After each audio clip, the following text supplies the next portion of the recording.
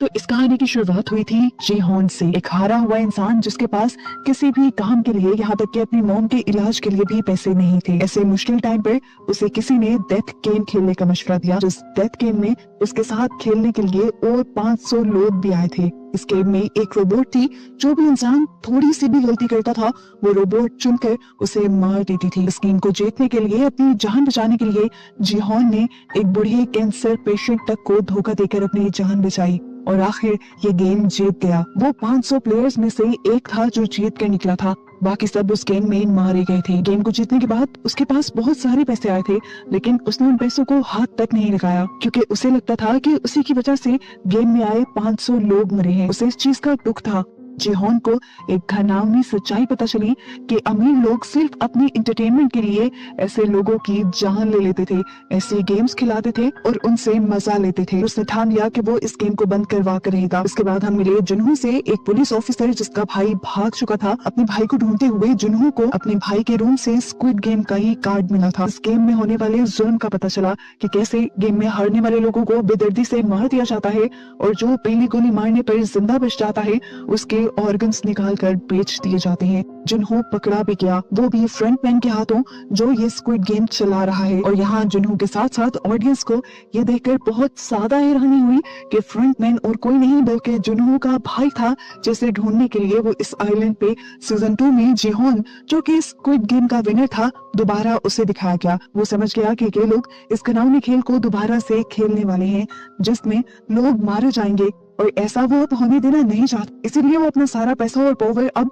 उन लोगों को रोकने में लगाने का फैसला करता है और वो अपने लोगों को, यानी प्लेयर्स को, गेम के लोगों से लड़ने के लिए बुलाता है। प्लान के मुताबिक ये लोग आपस में लड़ाई करने का ड्रामा करते हैं और जब गार्ड्स इन्हें रोकने के लिए आते हैं तो वो उन्हीं पर हमला करके उन्हें मार कर उनकी गन्स छीन लेते हैं। जिसके बाद अब इनके पास भी जंग लड़ने के लिए बहुत सारे वेपन्स आ गए थे, जिन्हें लेते हुए ये लोग ऊपर इस गेम के लोगों से लड़ने के लिए निकल गए और यहाँ पर एक पूरा जंग का माहौल बन गया। प्लेयर्स और गेम्स के गार्ड्स के दरमियान में यहाँ धुआंधार फायरिंग और लड़ाई शुरू हो गई। इसी लड़ाई में जीहोन और उसका दोस्त आखिर कंट्रोल रूम तक पहुंच ही गए, क्योंकि वहां जाकर उन्होंने गेम की अथॉरिटीज को, यानी उन लोगों को मारना था जो इस गेम को चला रहे थे, लेकिन कंट्रोल रूम के अंदर जाने का अभी इन्हें रास्ता नहीं मिला। अब इनकी गन्स की गोलियां भी खत्म हो गई। फ्रंटमैन भी उसी गेम का घुसपैठिया इन लोगों को बेवकूफ बनाकर लड़ाई हरवाने में लगा रहा और फिर आखिर में खुद ही फ्रंटमैन का हुलिया लेकर जीहोन के सामने आया और उसके दोस्त को उसने जीहोन की आंखों के सामने मार दिया। जीहोन को अब सच में अपनी हार महसूस हो रही थी और इसी हार के साथ सीजन 2 की एंडिंग हुई थी। सीजन 3 की शुरुआत इसी लड़ाई से होती है और पता चलता है कि प्लेयर्स इन्हीं गेम के लोगों को अब सरेंडर कर चुके हैं। इस लड़ाई के बाद सिर्फ 60 प्लेयर्स जिंदा बचे हैं और इसी लड़ाई में बहुत सारे गार्ड्स का भी नुकसान हुआ है, वो भी मारे गए हैं। इस लड़ाई के बाद जीहोन को हथकड़ी से बांध कर बिठा दिया जाता है और उसे गेम के अलावा किसी भी एक्टिविटी के अंदर शामिल होने की इजाजत अब नहीं है। यहाँ आकर सभी लोग उसके सामने अपने हार का दुख मनाते हैं और इन सबको बताते हैं कि ली की वजह से ये लोग जंग हारे हैं। ली ही नीचे से गन्स लेने आया था और डर की वजह से वो ऊपर जा ही नहीं सका। ऐसे इन लोगों के पास वेपन्स खत्म हो गए और ये लोग जंग हार गए। यहाँ पर वो तांत्रिक भी आके जीहोन को बहुत ज्यादा चिढ़ाती है और कहती है, कहा था ना मैंने कि इससे कुछ नहीं होगा। गुस्से में आकर जीहोन उसका गला पकड़ लेता है और दुबाने लग जाता है। सारे लोग मिलकर तांत्रिक को तो बचा लेते हैं, लेकिन जीहोन का गुस्सा बहुत ज्यादा था। उसने पूरी रात ली को घूरते हुए गुजार दी और उसकी आंखों से अब तो ली भी डरने लगा था। खैर अब वोटिंग दोबारा हुई तो पता चला कि ज्यादा लोग अभी भी इस गेम को कंटिन्यू रखना चाहते थे। ये देखकर जीहोन और भी ज्यादा दुखी हो गया। खैर अब गेम तो नहीं खेलनी ही थी। ये लोग सुबह होते ही गेम खेलने के लिए जैसे ही गेम रूम की तरफ बढ़ते हैं तो कॉरिडोर से होते हुए इन्हें उन सभी लोगों की लाशें नजर आती हैं, फांसी से लटकी हुई, जो कल वाली जंग में मारे गए थे। और ये नजारा सबको डराने के लिए काफी था। खैर गेम रूम के अंदर जाकर गेम के रूल बताए गए। यहाँ पर एक बहुत बड़ी सी बॉल रखी हुई थी जिसके अंदर 2 कलर्स की बॉल थी, एक रेड और एक ब्लू। हर इंसान को एक बॉल पिक करनी थी।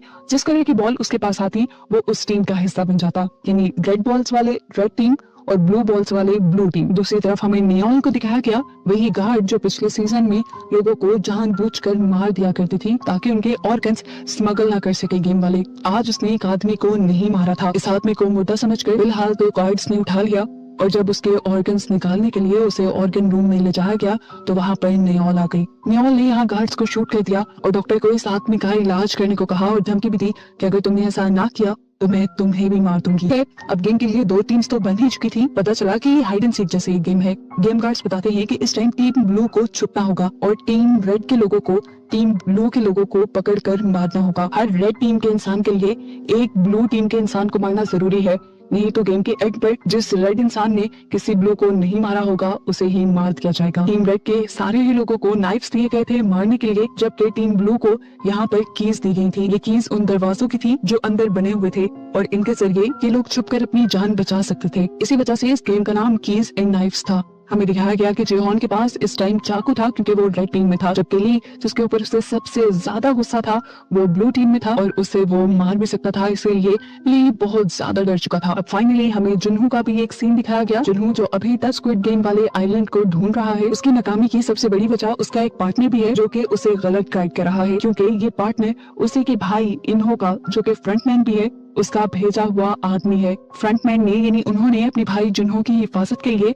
और इस आइलैंड को छुपाने के लिए ही एक स्पेशल प्लानिंग के तहत उस आदमी को जुनहो के साथ लगाया था। खैर दोबारा हमें गेम के सीन दिखाया गया। गेम में सभी ब्लू टीम के लोग शोर मचा रहे थे क्योंकि उनके मरने के और हारने के चांसेस ज्यादा थे, इसलिए टीम गार्ड्स उन्हें कहते हैं कि अगर आप चाहो तो किसी भी रेड टीम वाले से अपने आप को एक्सचेंज कर सकते हो। बहुत से लोगों ने ऐसा करने की कोशिश तो की लेकिन वो नाकाम रहे। अब गेम गार्ड्स ने सभी ब्लू टीम को पहले गेम अरीना के अंदर जाने को कहा ताकि उनको छुपने का मौका मिल जाए। ये अरीना बिल्कुल किसी भूल भुलैया जैसा था जिसके अंदर बहुत सारे कमरे थे और उनके दरवाजे लॉक थे। इन लोगों को किस दरवाजे की चाबी दी गई थी, इन लोगों को वो दरवाजा ढूंढकर उस कमरे में छुपना था। यहाँ पर हमें दिखाया गया कि डैनी जो कि प्रेग्नेंट थी उसकी मदद अभी भी कैट और यांग कर रहे थे। बाहर अब दिखाया गया कि सभी रेड टीम अंदर जाने के लिए तैयार थी और जिहोन के सर पे सिर्फ ली को ही मारने का भूत सवार था। ली भी ये बात जानता था, इसलिए वो अपनी जान बचाने के लिए ज्यादा जल्दी छुपने की कोशिश कर रहा था। रेड टीम के कुछ लोग ऐसे भी थे जिनके अंदर किसी को मारने की बिल्कुल भी हिम्मत नहीं थी, तो ऐसे में उन्होंने ड्रग्स ले लिए और फिर अपने शिकार को इन्हीं ब्लू टीम के लोगों को ढूंढने लगे। जिहोन तो इस टाइम ली को ही ढूंढ रहा था, जबकि दूसरी तरफ दिखाया गया कि ब्लू टीम के लोग किसी तरह दरवाजों को खोलने की कोशिश कर रहे थे। ऐसे में ये लोग नोटिस करते हैं कि दरवाजों के लॉक पर खास किस्म की शेप्स बनी है और ऐसी ही शेप्स उनकी चाबियों पर भी बनी है, यानी ये लोग ट्रायंगल वाली चाबी से ट्रायंगल वाला ही दरवाजा खोल सकते थे। इधर हमने कैट, योंग और डैनी को देखा जिनके पास तीनों तरह की कीज थी और ये लोग ये देखकर खुश हो गए क्योंकि अब वो कोई भी दरवाजा खोल सकते थे और अपनी जान बचा सकते थे। यहाँ तक कि ये लोग वो स्पेशल डोर भी खोल सकते थे जो तीनों चाबियों से ही खुलना था और वहाँ से डायरेक्ट अपनी जान बचा सकते थे और इस तरह डैनी को ज्यादा मेहनत भी ना करनी पड़ती। ये दोनों भी अब भरोसा करके अपनी चाबियां कैट को दे देते हैं ताकि वो जल्दी से स्पेशल डोर ढूंढ कर आ सके। अब ये तीनों यहाँ से भाग ही रहे होते हैं कि एकदम से डैनी का पांव स्लिप हो जाता है और उसके पेट पर चोट लग जाती है। इतने में ही यहाँ पर रेड टीम का एक मेंबर आ जाता है जो इन तीनों में से एक को मारने की धमकी देता है। यहाँ पर कैट उससे लड़कर उसी को मार देती है और फिर डैनी को सहारा देते हुए आगे बढ़ती है। यहाँ पर अब दो लड़के ऐसे भी थे जो अपना टारगेट कंप्लीट कर चुके थे, लेकिन फिर इन दोनों ने फैसला किया कि ये लोग और भी लोगों को मारेंगे ताकि गेम में लोग और भी ज्यादा कम हो जाएं और पैसों का ज्यादा हिस्सा उन्हें मिल सके। यहाँ दिखाया गया कि फाइनली जिहोन को ली नजर आ गया था, वो उसके पीछे भागा जल्दी से उसे मारने के लिए, लेकिन पता चला कि ये ली जैसा दिखने वाला कोई और लड़का था।